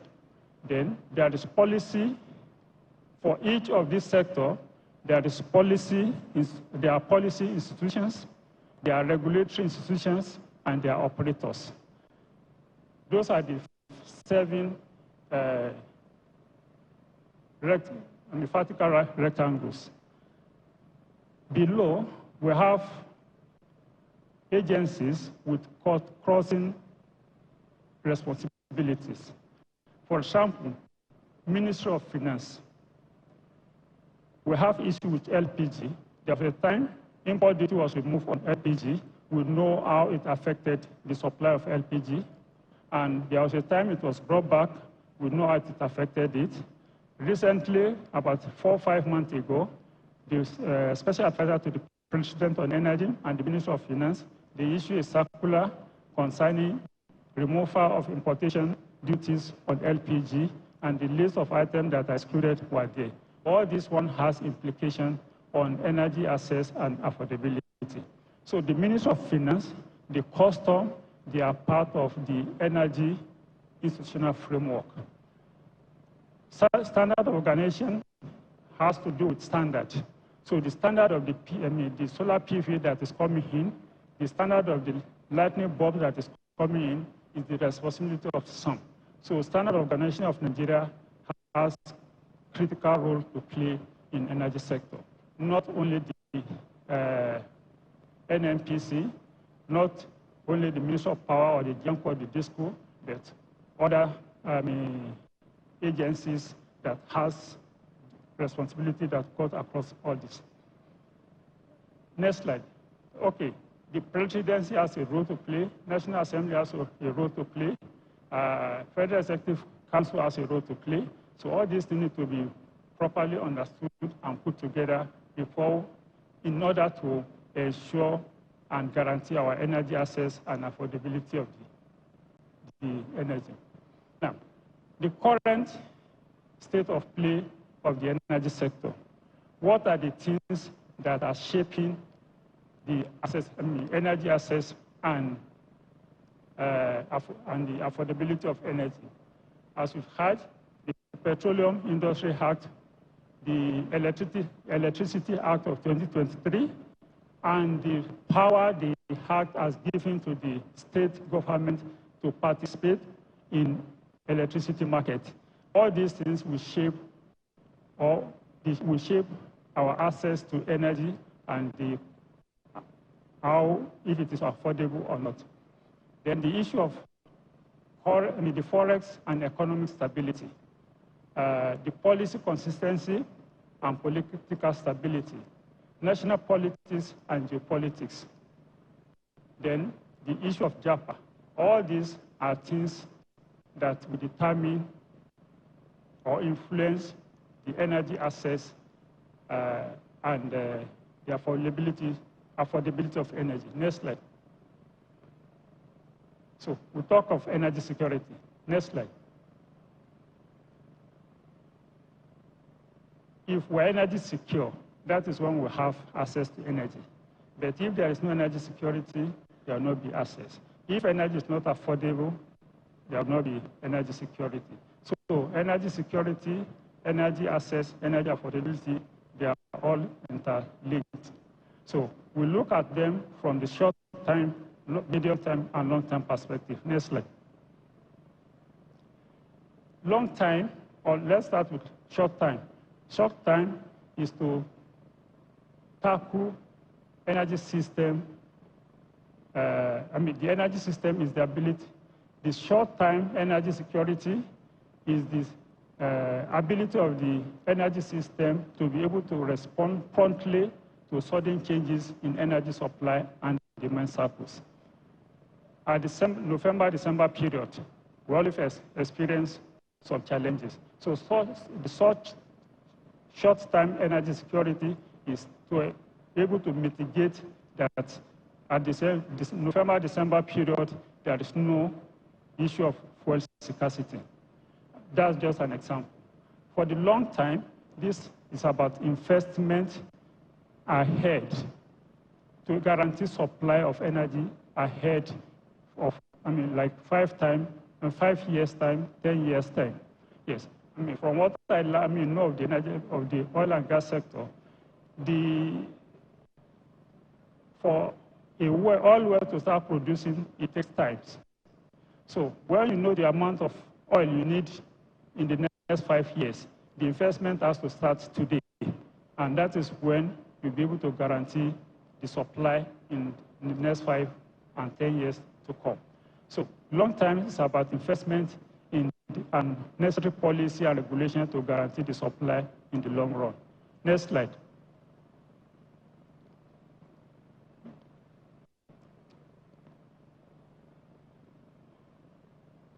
Next, okay, thank you. So for the short time, from what we've had since morning, for the petrol, local refining is crucial for ensuring energy access at the short time. For electricity, some things need to be put, at least, every Nigerian should, at least, in the short time, every Nigerian should have at least 12-hour reliable, uninterrupted power supply. And this can be achieved by improving our transmission and distribution capacity and sanitizing our renewable energy industry, especially solar PV industry. We are doing well, but we don't have value for money as far as the way we operate solar PV system currently in Nigeria. Then the Electricity Act of 2023 has given the power to the state government to participate in the electricity market. This is also very important, but they have to approach it with caution so that we don't repeat what happened at the national level and the state level. Therefore, clean cooking, we have to work more on LPG and improve cook stove to guarantee clean cooking at our homes. Next slide. Next slide.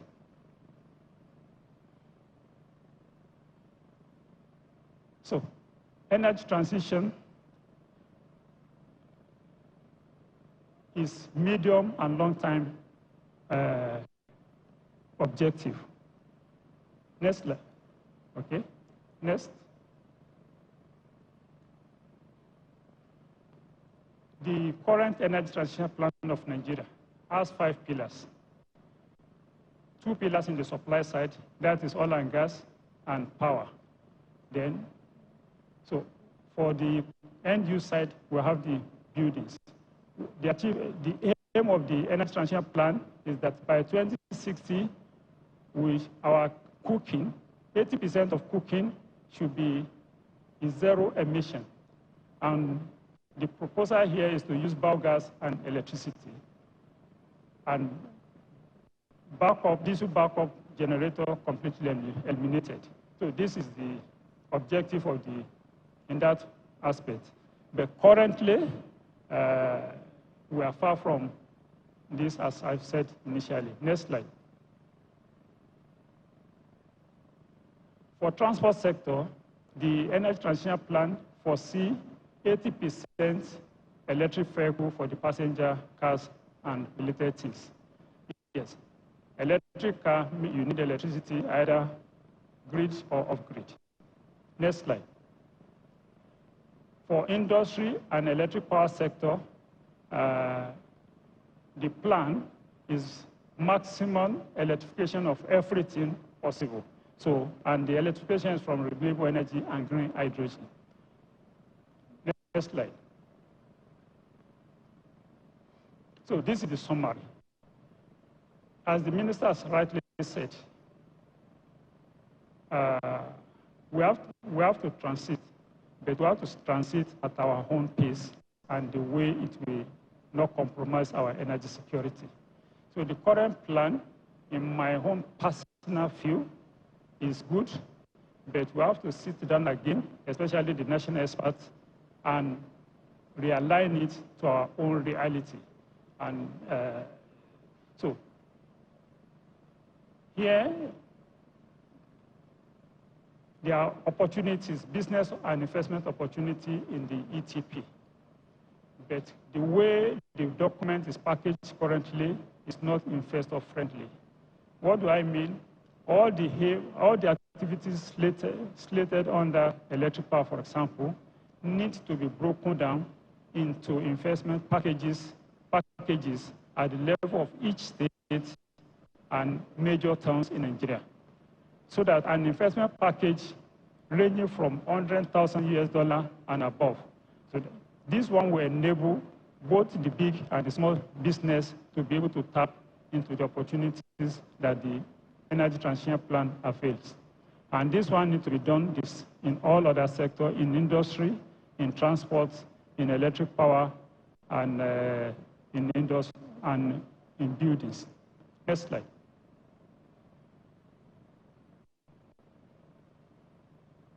Other suggestions is, apart from breaking down the targets in the ETP,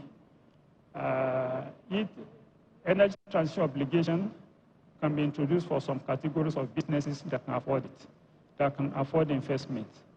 Then we have to streamline and realign institutions in the renewable energy space. There are a lot of, many MDAs, everybody is into renewable energy, but we are doing something, but there is no value for money the federal government is spending in renewable energy. Today, reasonable number of mini grids are not functioning. And one of the ways to achieve this is to have a station room in the Nigeria Electricity Regulatory Commission, whereby with, press of a button, we can say, currently, all our mini grids are generating so amount of megawatt of electricity. This one can be done with technology. So install capacity is different from operational capacity, is different from available capacity. We have reasonable install capacity of renewable, but how many of them are functioning? So if we have this monitoring room, we'll be able to know the energy. Now, the current state of play of the energy sector. What are the things that are shaping the energy access and the affordability of energy? as we've heard, the Petroleum Industry Act, the Electricity Act of 2023, and the power the Act has given to the state government to participate in electricity market. All these things will shape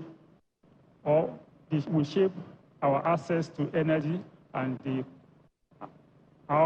it is affordable or not. Then the issue of the forex and economic stability, the policy consistency and political stability, national politics and geopolitics. Then the issue of JAPA. All these are things that will determine or influence the energy access and the affordability of energy. Next slide.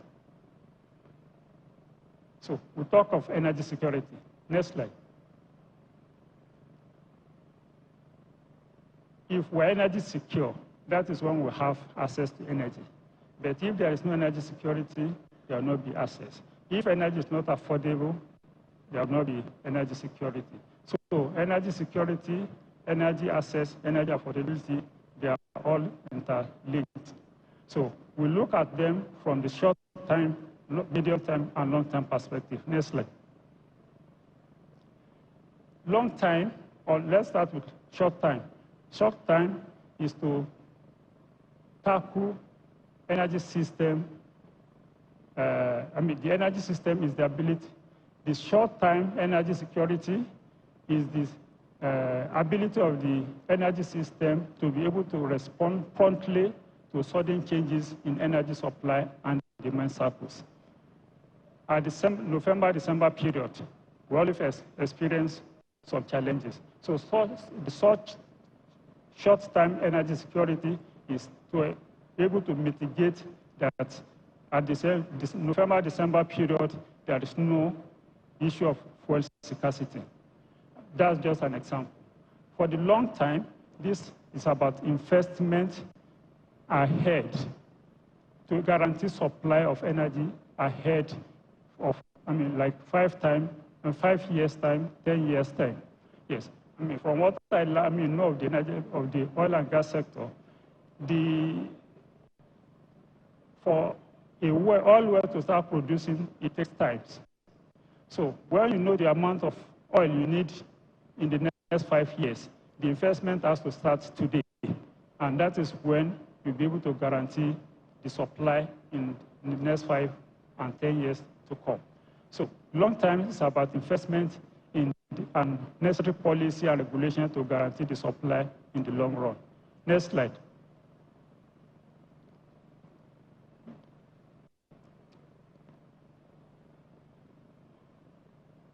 Next, okay, thank you. So for the short time, from what we've had since morning, for the petrol, local refining is crucial for ensuring energy access at the short time. For electricity, some things need to be put. At least every Nigerian should, in the short time, every Nigerian should have at least 12-hour reliable, uninterrupted power supply. And this can be achieved by improving our transmission and distribution capacity and sanitizing our renewable energy industry, especially solar PV industry. We are doing well, but we don't have value for money as far as the way we operate solar PV system currently in Nigeria. Then the Electricity Act of 2023 has given the power to the state government to participate in the electricity market. This is also very important, but they have to approach it with caution so that we don't repeat what happened at the national level and the state level. Therefore, clean cooking, we have to work more on LPG and improve cook stove to guarantee clean cooking at our homes. Next slide. Next slide.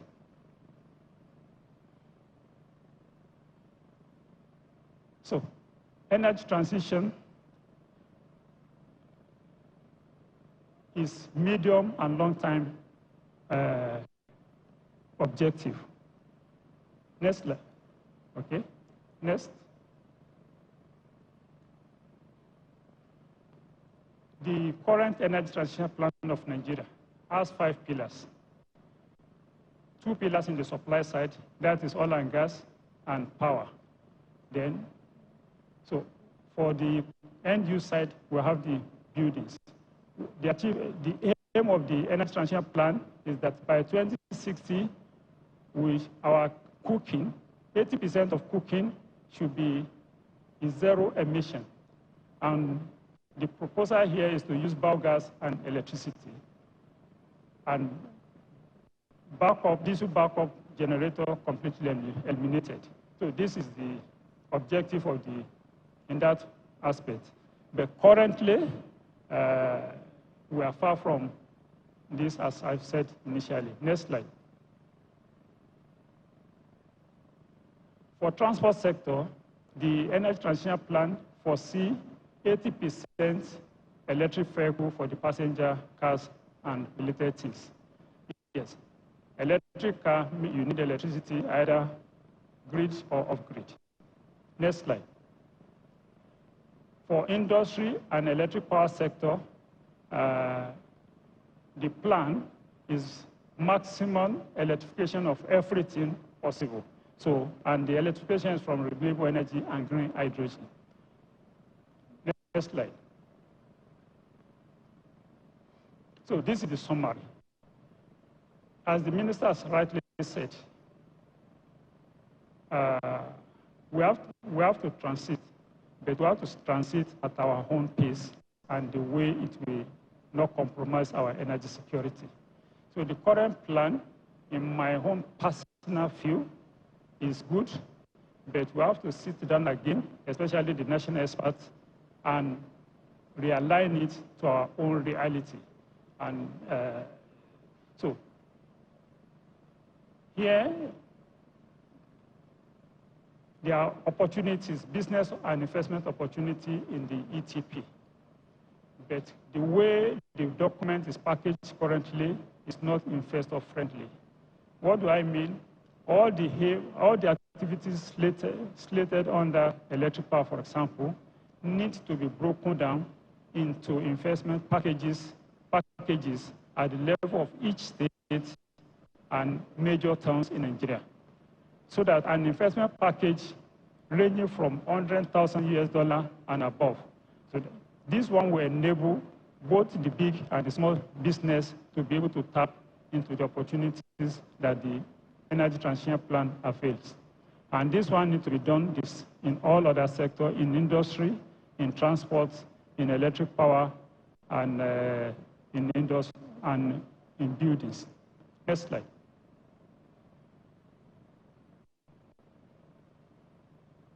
Other suggestions is, apart from breaking down the targets in the ETP,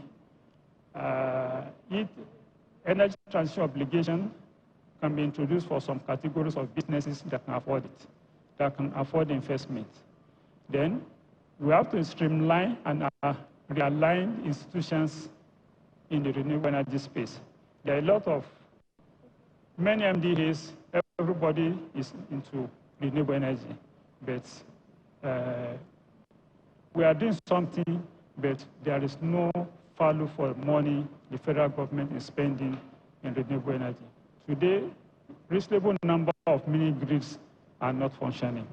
And one of the ways to achieve this is to have a station room in the Nigeria Electricity Regulatory Commission, whereby with, press of a button, we can say, currently, all our mini grids are generating so amount of megawatt of electricity.